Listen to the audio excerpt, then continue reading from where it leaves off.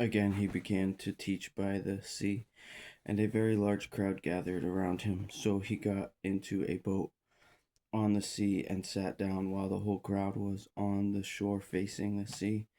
He taught them many things in parables, and in his teaching he said to them, "Listen, consider the sower who went out to sow. As he sowed, this occurred. Some seed fell along the path, and the birds came and ate it up. Other seed fell on rocky ground where it didn't have much soil, and it sprang up right away, since it didn't have deep soil. When the sun came up, it was scorched, and since it didn't have a roof, it withered. Other seed fell among thorns, and the thorns came up and choked it, and it didn't produce a crop. Still others fell on good ground and produced a crop that increased 30, 60, and 100 times what was sown." Then he said, "Anyone who has ears to hear should listen." When he was alone with the 12, those who were around him asked him about the parables. He answered them, "The secret of the kingdom of God has been granted to you, but to those outside everything comes in parables, so that they may look and look, yet not perceive. They may listen and listen, yet not understand. Otherwise they might turn back and be forgiven." Then he said to them, "Do you not understand this parable? How then will you understand any of the parables? The sower sows the word. These are the ones along the path where the word is sown. When they hear, immediately Satan comes and takes away the word sown in them. And these are the ones sown on rocky ground. When they hear the word, immediately they receive it with joy, but they have no root in themselves. They are short lived. When affliction or persecution comes because of the word, they immediately stumble. Others are sown among thorns.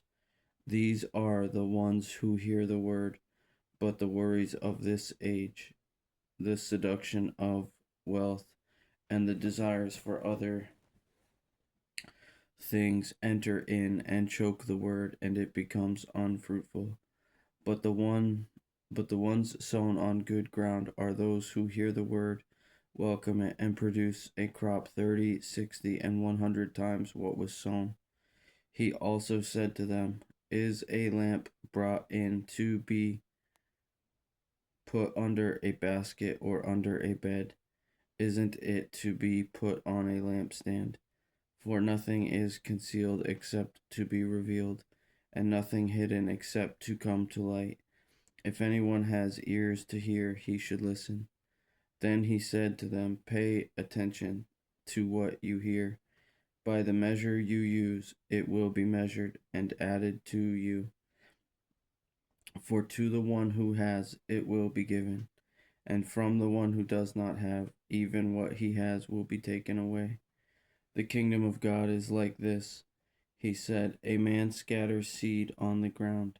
He sleeps and rises night and day, and the seed sprouts and grows. He doesn't know how. The soil produces a crop by itself. First the blade, then the head, and then the ripe grain on the head. But as soon as the crop is ready, he sends for the sickle, because harvest has come." And he said, "How can we illustrate the kingdom of God? Or what parable can we use to describe it? It's like a mustard seed that, when sown in the soil, is smaller than all the seeds on the ground. And when sown, it comes up and grows taller than all the vegetables and produces large branches, so that the birds of the sky can nest in its shade."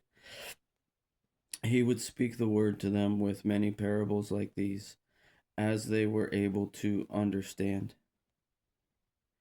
And he did not speak to them without a parable. Privately, however, he would explain everything to his own disciples.